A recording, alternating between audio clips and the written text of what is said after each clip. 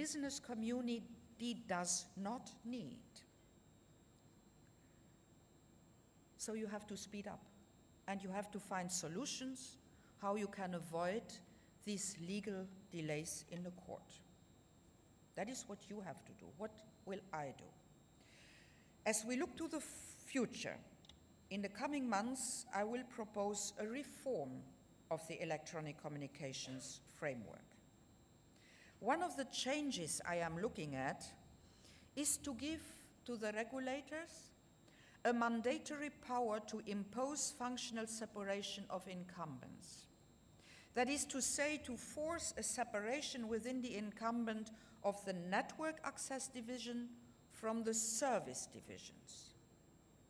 For alternative network operators and regulators, this measure is attractive when there are continuing difficulties in establishing non-discrimination. For incumbents, we have seen that such a move can offer legal certainty, which is crucial to the long-term establishing of non-discrimination and for the long-term investments that are now needed to move to the next generation networks. However, due to its intrusive nature, this should only be an exceptional remedy. And its possible negative effects on the emergence of infrastructural competition have to be analyzed before this is implemented. But given the almost non-existing level of infrastructural competition on the local loop in Greece, I will be watching with interest to see how well the regulators' remedies to achieve non-discrimination are working. Ladies and gentlemen, let me end by talking about a key aspect of broadband for all in the context of a country with a difficult but magnificent geography like Greece has. Wireless broadband will be a key component for overcoming the digital divide in remote and rural settlements. There we need a policy framework for spectrum that unleashes this potential.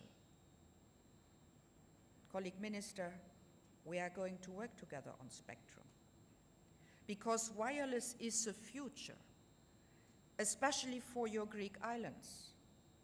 And the Commission's spectrum policy aims to make spectrum usage flexible and market-driven.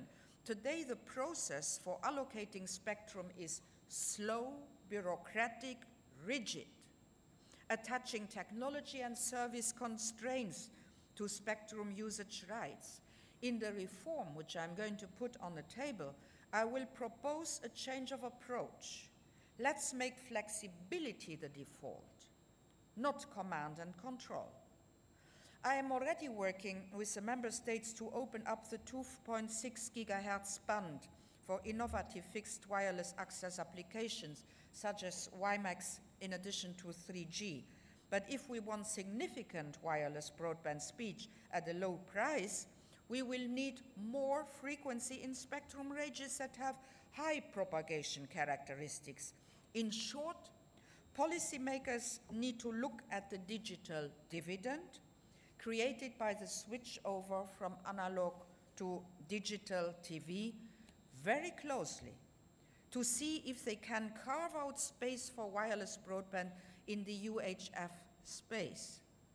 We have to think how we can use this once-in-a-generation opportunity.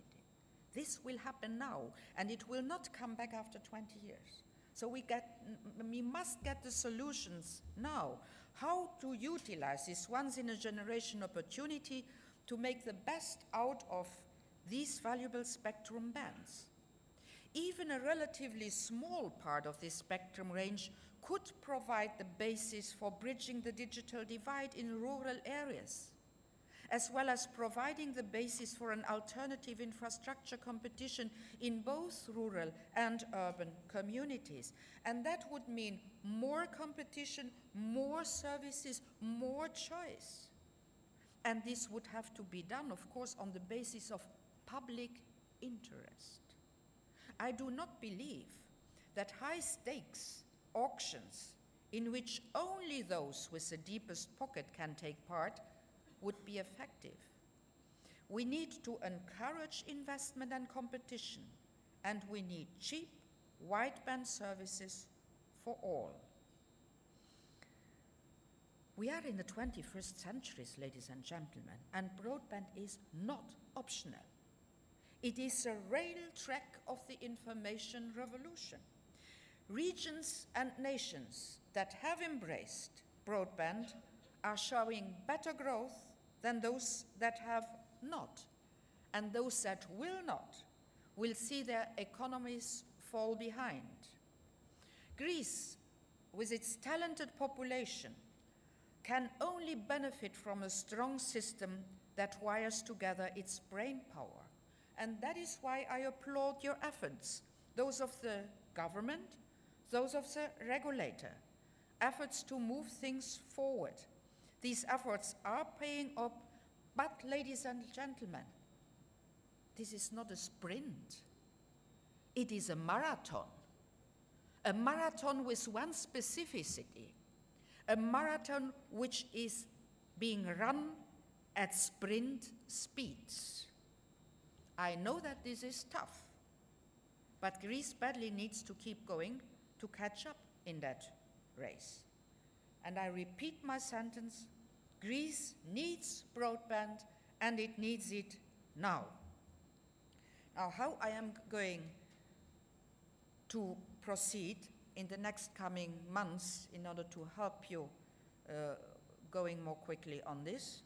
As I told you already, I am in the reshuffling of the whole telecom package. I'm in the final stage of this work on concrete proposals for a new regulatory framework for Europe's telecom sector. This summer, my services will work intensely on a detailed impact assessment to ensure that our proposal will strengthen competition growth and consumer benefits in Europe's telecom markets. In October, I will publish legislative proposals. These proposals have two main pillars.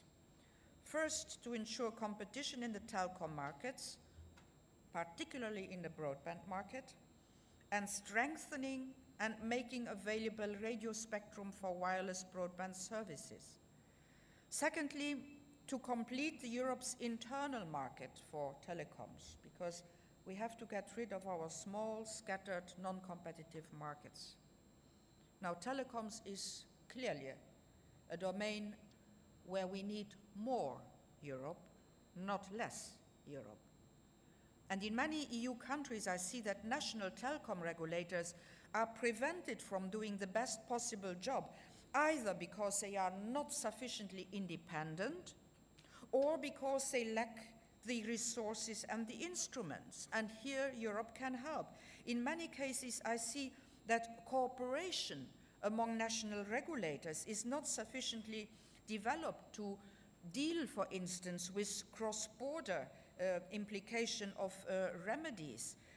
And here is where Europe has to come in, as we just did with the mobile roaming charges. I know that many here in Greece favor the idea of a single European telecom regulators. Ladies and gentlemen, the roaming story should have shown you that we have already a European telecom regulator. It's the European Commission, which is truly independent and supranational European institutions. And if we really believe in an internal market for telco companies and users, the reform of the EU telecom rules will thus have to strengthen the oversight of the European Commission over the national telecom markets. In addition to this, we are currently working on how to improve the work of the national regulators and how to combine their work in a new European logic. The current framework of loose cooperation among national regulators is clearly insufficient for the challenges of the digital age. In this respect, we will have in our work over the next weeks to carefully balance the need for federal solutions where necessary and decentralization where possible. Ladies and gentlemen, the details of my proposals will be made public in October, and I sincerely hope that these proposals will also help Greece to become a stronger performer in Europe's telecom markets. Thank you very much.